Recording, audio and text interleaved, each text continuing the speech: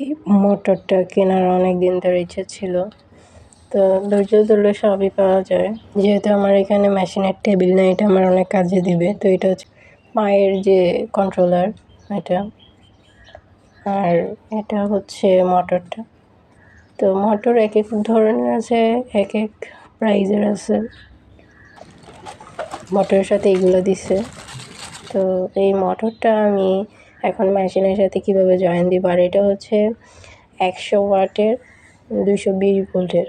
আর এটা রাবারটা দিছে হচ্ছে বেল্ট যেটা দেওয়া লাগে, এটা আরেকটা নাট যেটা দিয়ে আমি মোটরটা মেশিনের সাথে জয়েন দিব। একবার সহজ মোটর লাগানো।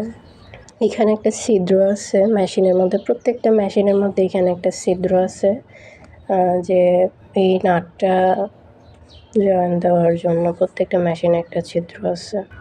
মোটরের নাম বলছে এটা নাকি ঘন্টা মোটর।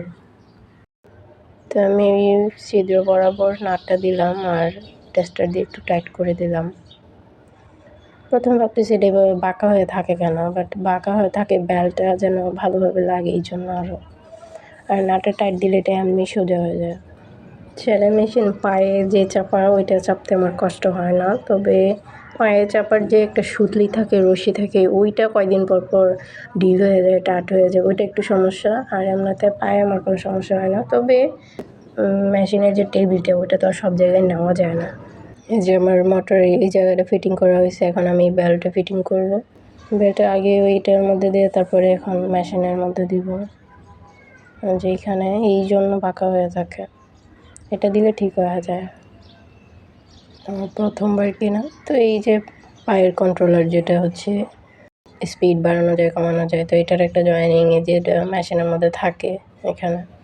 আমি জানি না ভিডিওতে ভালোভাবে দেখা যাচ্ছে কিনা। এটা একটা টেবিল, ছোট টেবিলের উপরে রাইখাও কাজ করা যাবে, ফ্লোরে রাইখাও কাজ করা যাবে, যেখানে ইচ্ছে ওইখানে রাইখা কাজ করা যাবে সুবিধা মতো।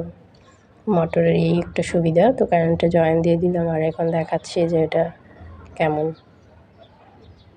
বাড়ানো কমানো যায় স্পিড, ঠিকই ভালো আছে। যদি কোনো প্রশ্ন থাকে কমেন্ট বক্সে করতে পারেন।